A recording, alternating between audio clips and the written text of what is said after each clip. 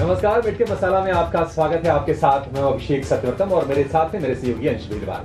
बाजार में आज लगातार 5वें सत्र में कमजोरी है और सेंटिमेंट और ज्यादा वीक होता जा रहा है।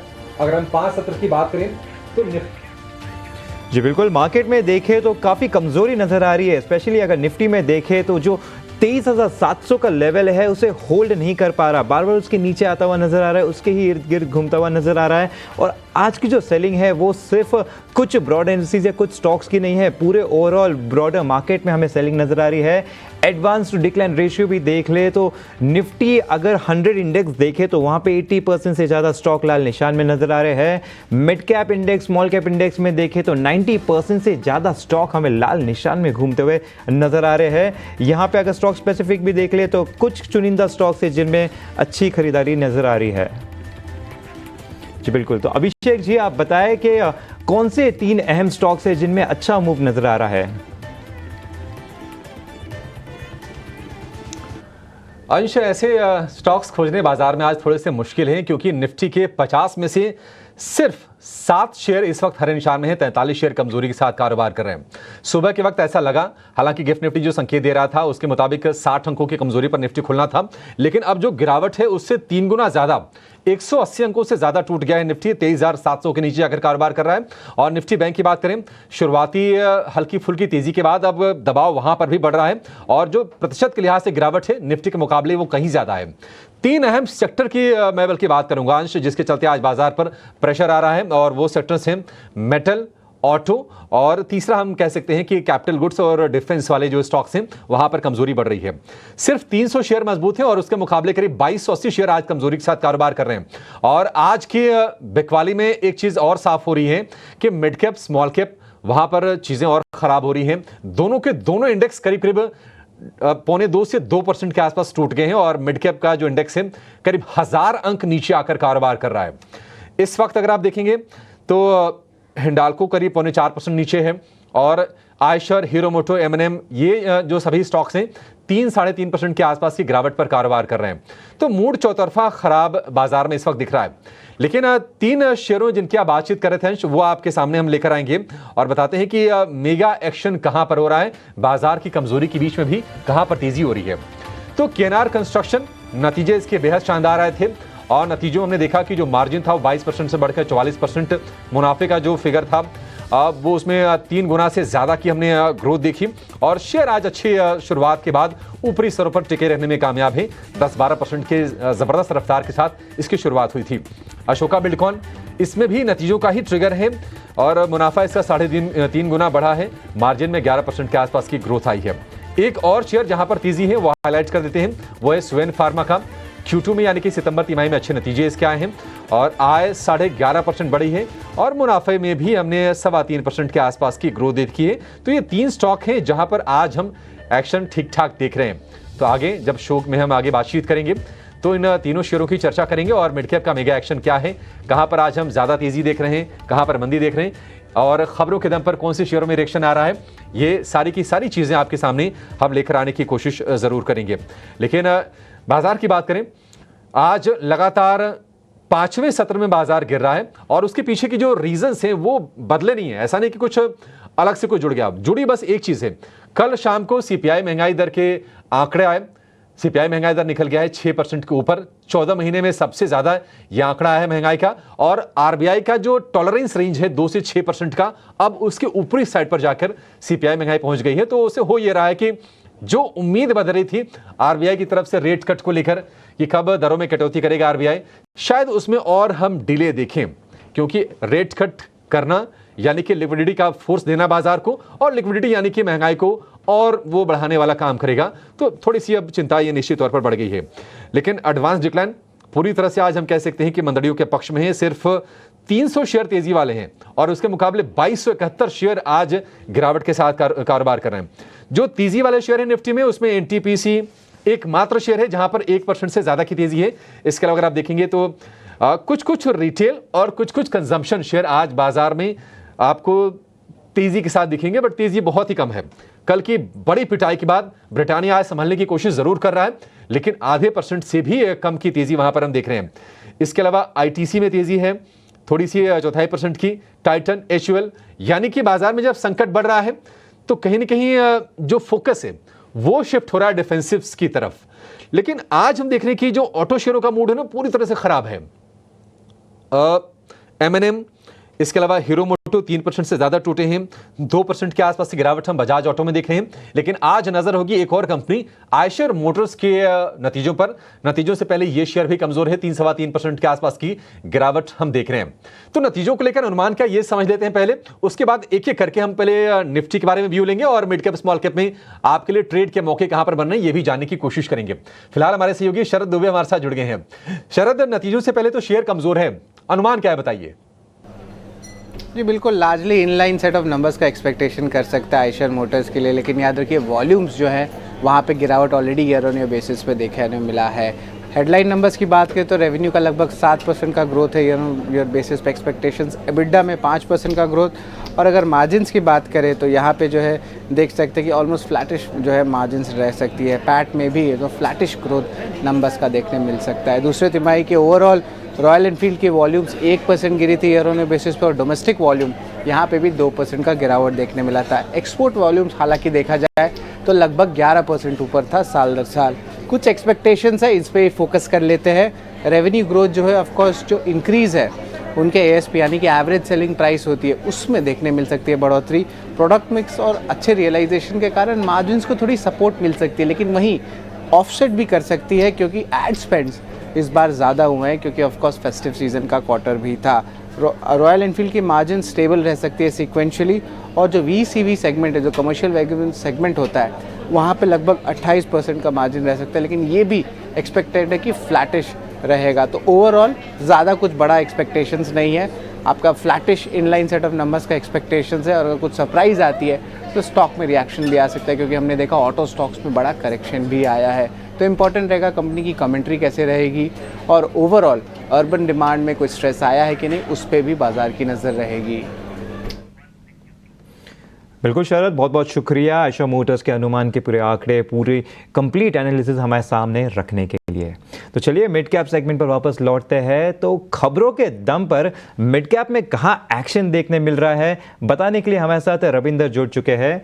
रविंदर, बताएं आज इस गिरते हुए मार्केट में कौन से स्टॉक है जिन पर एक्शन नजर आ रहा है, जिनमें कुछ खबर आए हुए हैं? जी, तो खबरों वाले शेयर्स में जो हमारा पहला शेयर्स है वो कल्पतरु प्रोजेक्ट इंटरनेशनल है, जहां पर कंपनी, उसकी जॉइंट वेंचर और इंटरनेशनल सब्सिडरी को मिला के कंपनी को जो है 2273 करोड़ का ऑर्डर मिला है। अगला जो स्टॉक है स्टरलाइट टेक्नोलॉजी, जहां पर कंपनी को जो है 2600 करोड़ का प्रोजेक्ट मिला है भारत नेट प्रोजेक्ट जम्मू और कश्मीर से, और ये जो प्रोजेक्ट है वो कंपनी ने दिलीप बिल्डकॉइन के साथ पार्टनरशिप किया है। अगला जो स्टॉक है नज़ारा टेक्नोलॉजी, जहां पर नज़ारा टेक्नोलॉजी जो कि एक लीडिंग गेमिंग और स्पोर्ट्स मीडिया प्लेटफॉर्म है, उन्होंने ONDC नेटवर्क के साथ एक पार्टनरशिप किया है, जिससे कि कंपनी जो है G-कॉमर्स प्लेटफॉर्म इंडिया में लॉन्च करने वाली है। अगर बात की जाए ओवरऑल मिड कैप इंडेक्स की, तो ओवरऑल मिड कैप इंडेक्स में हमें जो है 2% के आसपास की गिरावट देखने को मिल रही है। अगर बात करें मिड कैप गेनर्स में, तो मिड कैप गेनर्स में जो है भारतीय हेक्सागॉन, जिसमें हमें आज 4% की तेज़ी देखने को मिल रही है। इसी के साथ साथ NLC इंडिया, मैरिको, MRF और एमफेसिस, इन स्टॉक्स में हमें जो 1% के आसपास की तेज़ी देखने को मिल रही है। अगर बात करें मिड कैप लूजर्स की, तो मिड कैप लूजर्स में कोचिन शिपयार्ड, बायोकॉन लिमिटेड, बंधन bank, Cummins India and Prestige estate, in stock में हमें जो है सेलिंग देखने को मिल रही है। बिल्कुल रविंदर, बहुत बहुत शुक्रिया पूरे खबरों वाले शेयर देने के लिए। हालांकि हम देख रहे हैं कि जिन पर अच्छी खबर हुई है वहां पर भी स्टॉक नेगेटिव रिएक्ट करते हुए नजर आ रहे हैं, क्योंकि मार्केट में इतना प्रेशर नजर आ रहा है नीचे की तरफ। अगर हम यहां पे देखें तो आज मार्केट कैप इरोजन ही देखें तो करीब करीब कुछ 5 लाख करोड़ का होता हुआ नजर आ रहा है। तो काफ़ी नेगेटिविटी आज फैलती हुई नजर आ रही है। स्पेशली अगर इंडेक्स फ्यूचर में भी देखें निफ्टी का, तो वहां पर ओपन इंटरेस्ट 2% से बढ़ा है, काफ़ी स्ट्रॉन्ग शॉर्ट बिल्डअप हो रहा है। ऑप्शंस की भी बात करें तो जो 23,800 का बहुत ही अहम सपोर्ट था, नवंबर लो था, निफ्टी ने उसे तोड़ दिया है और आज वहीं पर कॉल राइटिंग हो रही है। यानी कि जो ऑप्शन ट्रेडर्स है वो भी यही सोच रहे हैं कि जो ये 23,800 का सपोर्ट था वही अब रेजिस्टेंस के तौर पे एक्ट कर सकता है। तो यहाँ पे काफ़ी बेरिश सेंटिमेंट बनता हुआ नजर आ रहा है। सेम निफ्टी बैंक की भी बात करें तो आज वहाँ पर भी काफ़ी बेरिशनेस नजर आ रहा है। फ्यूचर ऑप्शंस में भी देखें तो यहाँ पे काफ़ी स्ट्रॉन्ग कॉल राइटिंग हो रही है 51,000 के साइकोलॉजिकल लेवल पे, जो कि काफ़ी अच्छा सपोर्ट एक्ट कर रहा था अब तक। साथ ही साथ आज निफ्टी बैंक की वीकली ऑप्शन एक्सपायरी भी है, तो आज हमें काफ़ी ज़्यादा वॉल्टिलिटी नज़र आ सकती है सेशन क्लोज होने से पहले, तो स्पेशली HDFC बैंक पर नज़र रखें। बाजार का सेंटिमेंट वीक है। निफ्टी की जो गिरावट है करीब 200 अंकों के आसपास की है। 23,700 के नीचे जाकर निफ्टी कारोबार कर रहा है और निफ्टी बैंक की गिरावट बढ़ गई है करीब 1% और अंकों के लिहाज से करीब 490 अंकों की गिरावट है निफ्टी बैंक में। 50,700 के नीचे जाकर कारोबार कर रहा है। तो 51,000 का जो बैरियर था उसको फिर से एक बार निफ्टी बैंक ने ब्रेक किया है और ऐसे शेयरों की संख्या बहुत कम है निफ्टी में जहां पर आज आपको तेजी दिखेगी। बहुत मुश्किल 6-7 शेयर हैं जहां पर आज तेजी के साथ कारोबार हो रहा है और एकमात्र शेयर NTPC है जहां पर 1% से ज्यादा की बढ़त है। तो क्या बाजार में यहां से भी शॉर्ट के मौके खोजने चाहिए या फिर कॉन्ट्रा बाय भी कर सकते हैं? हालांकि ये ध्यान रखना चाहिए कि आज को जोड़ने तो लगातार 5 सत्र से बाजार गिर रहा है और FPIs की जो बिकवाली है वो थम नहीं रही है और कहीं ना कहीं बाजार को अभी भी ओवर वैल्यूएशन की चिंता सता रही है। एक बार जरा समझते हैं कि बाजार में अभी आपकी रणनीति क्या होनी चाहिए। हमारे साथ फोन लाइन पर जुड़ गए हैं जाने माने टेक्निकल एक्सपर्ट हैं अजीत मिश्रा। अजीत, बहुत शुक्रिया आपका समय देने के लिए। स्वागत है आपके 18 स्वदेश पर। अजीत, जहां पर शुरुआत हुई वहां से भी बाजार में प्रेशर बढ़ रहा है। क्या स्मॉल कैप, क्या मिड कैप, क्या लार्ज कैप, सबकी पिटाई हो रही है। बाजार में आप यहां से भी डाउनसाइड और देख रहे हैं और क्या इस लेवल पर शॉर्ट करना है या फिर सेल ऑन राइज बेहतर रहेगा? शुक्रिया अभिषेक, देखिए बिल्कुल मार्केट का टोन जो कि कंसोलिडेशन था वो कल चेंज हो गया दोबारा से नेगेटिव पे। 24,500 का जो बैंड था उसका ब्रेकडाउन हो गया कल के सेशन में और उसी का कंटिन्यूएशन बेसिकली आप देखने को मिल रहा है आज के सेशन में। तो अब जो नेक्स्ट रिस्पाइड या रिलीफ जो आप एक्सपेक्ट कर सकते हैं वो होगा 200 दिन की एक्सपोनेंशियल मूविंग एवरेज जो कि करीब 23,500 के पास प्लेस्ड है। तो वहां तक तो डेफिनेटली एंटिसिपेशन है कि जिस तरीके से बैंकिंग जो कि पहले थोड़ा सा रिस्पाइड दे रहा था अलोंग साइड विद IT, वहां पर भी आपको सेलिंग प्रेशर देखने को मिल रहा है। तो पॉसिबिलिटी ऑफ रीटेस्टिंग 200 EM में वो बहुत ज्यादा है यहाँ से। तो सेल ऑन राइज, क्योंकि यहाँ पे ऑलरेडी 1% डिक्लाइन हो चुका है और आप 200 दिन के काफी नजदीक है। तो इतने नजदीक के टाइम पे तो नहीं, बट हाँ अगर दोबारा से आपको 750-800 का जोन मिलता है वहां पे डेफिनेटली आप शॉर्ट के लिए देख सकते हैं 24,000 के स्टॉप लॉस के साथ 23,545 तक के पोजीशन टारगेट के लिए। ठीक है, निफ्टी को लेकर ये रणनीति हो गई। अजीत, स्टॉक्स में क्या आप सलाह देंगे आज ट्रेड करने के लिए? क्या बिकवाली की ही सौदे आपके पास दोनों हैं या फिर कुछ खरीदारी भी करेंगे बाजार में? देखिए अभिषेक, मेरे हिसाब से दोनों ही साइड पे आपको पोजीशन मेंटेन कर सकते हैं, बट क्योंकि मार्केट का ट्रेंड नेगेटिव साइड पे अलाइंड है, यहाँ पे आपको जो फ्रेश ब्रेकडाउन की अपॉर्चुनिटी मिली है वो है ABB में। स्टॉक करीब 6820 के पास ट्रेड कर रहा है। यहाँ पे मेरे को लगता है जिस तरीके से कंसोलिडेशन रेंज का लोअर बैंड ब्रेक होने के बाद एक पॉज हुआ था तो उसका भी एक ब्रेकडाउन हो गया है। तो यहाँ से आपको नियर टर्म में करीब 65-20 तक के लेवल्स नीचे पे मिल सकते हैं। तो यहाँ पे शॉर्टिंग की रिकमेंडेशन होगी 7,000 के स्टॉप लॉस के साथ। साथ ही साथ कुछ एक स्टॉक्स और सेक्टर्स बेसिकली जहाँ पे कि आपको थोड़ा सा स्ट्रेंथ दिख रही है। इंडियन होटल उनमें से एक नाम है कि रिजल्ट के बाद काफी स्ट्रॉन्ग मूव आया था, एक मार्जिनल पुल बैक देखने को मिला है। इतनी मार्केट में गिरावट के बावजूद भी ये स्टॉक काफी स्ट्रांगली होल्ड कर रहा है अपने रिकॉर्ड हाइस के पास। तो मुझे लगता है इस करेक्टिव फेज में आपको एक्यूमुलेट करना चाहिए स्टॉक को। 700 के स्टॉप लॉस के साथ पोजीशनल टारगेट रहेगा 760 का।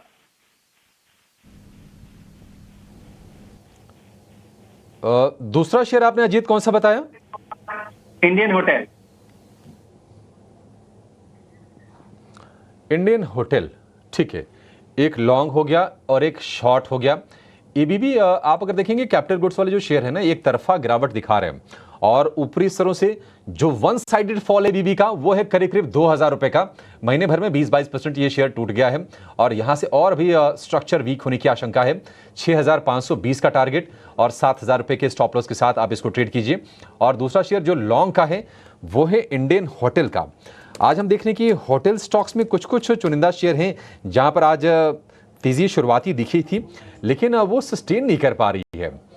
आप इंडियन होटल को देखिए, आज का हाई है 732 का, हर निशान में था शेयर ये, लेकिन अब ये नीचे आकर कारोबार कर रहा है। 1.5% के आसपास से गिरावट है। इसमें आपके लिए खरीदारी की सलाह दे रहे हैं अजीत मिश्रा। अजीत, इंडियन होटल के लिए आपने क्या स्टॉप लॉस सजेस्ट किया? इसके लिए 700 का स्टॉप लॉस रहेगा अभिषेक, कंसिडरिंग की जो प्रीवियस कंसोलिडेशन रेंज थी वही यही थी कि 700 से लेकर 650 के बीच में बेसिकली ट्रेड कर रहा था। तो उन्हीं एरिया के नेकलाइन के पास बेसिकली आपको स्टॉप लॉस प्लेस करना चाहिए और पोजिशनल टारगेट करीब 760 का रहेगा। जी बिल्कुल बढ़िया। जीत जी बहुत बहुत शुक्रिया स्टॉक रिकमेंडेशंस देने के लिए। तो चलिए इसी के बीच देखते हैं कि ऑप्शंस में कमाई के मौके कहाँ बन रहे हैं। तो रुक करते हैं हमारे अगले सेगमेंट ऑप्शंस के चैंपियन की ओर।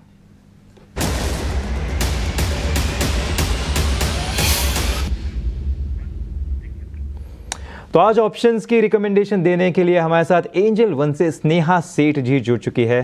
स्नेहा बहुत बहुत शुक्रिया हमारे साथ जुड़ने के लिए। अंश बात कर रहा हूँ, बताइए क्या है आज की आपकी रिकमेंडेशन?